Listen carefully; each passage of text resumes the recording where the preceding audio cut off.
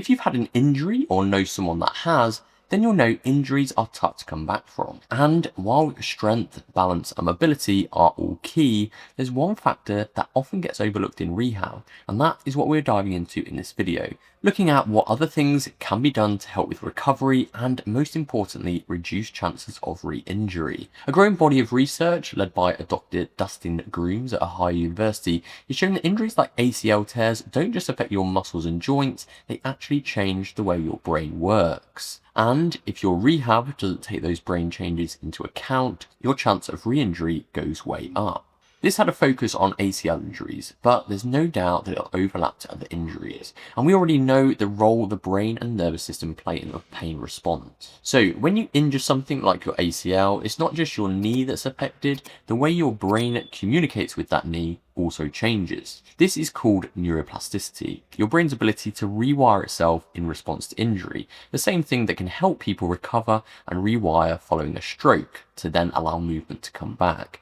But it's not always a good thing. In the case of ACL injuries, your knee becomes less stable, which is a lot because of proprioception, the brain knowing where the joint is in space, as there isn't the same feedback coming back from the ligament to know where the knee is and adjustments that need to be made. This means your brain may start relying more on your vision to control movement, rather than on this proprioception. Dr. Grooms and his team have used brain imaging to study athletes after ACL reconstruction, and they found something really interesting. When these athletes move their reconstructed knee, they activate different parts of the brain compared to uninjured people. Specifically, they showed increased activation in the visual cortex and decreased activation in the motor and sensory region, and more activity on the opposite side of the brain.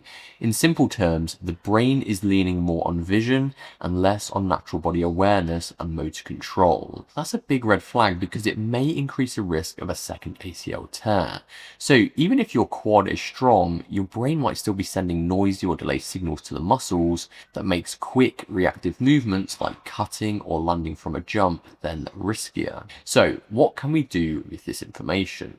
It tells us that traditional rehab focused on strength and balance, as important as that isn't enough. You also need to rehab the brain and make sure that proprioception has fully come back and the brain isn't still relying mainly on the visual side. That's where cognitive motor training comes in. So an interesting way they have used this is with virtual reality and augmented reality to challenge the brain's control in more dynamic environments. They say we are using VR to occupy vision so you can't see your joints, allowing your brain to get comfortable with proprioception again and strengthen it.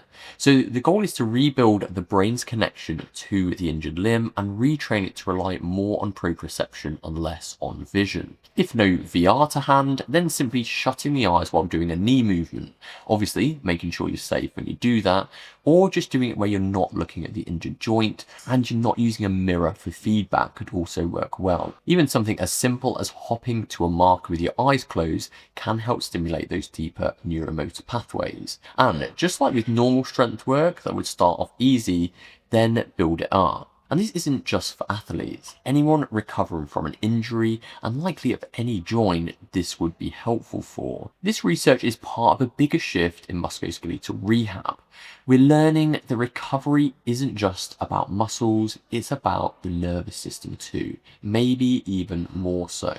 Ignoring that might explain why so many athletes re-tear their ACLs just a year or two after returning to sport. Rehab that targets both body and brain could make a huge difference in preventing that. So, if you're going through rehab or working with someone who is, remember, movement starts in the brain. Rehabbing the body without retraining the brain, it's almost like updating the software without checking the wiring. If you found this interesting, hit the like and let me know in the comments. Have you ever done any of this cognitive training during recovery before? And if you want more videos on cutting edge rehab science, don't forget to subscribe and turn on notifications. Thanks for watching, and we'll see you in the next one.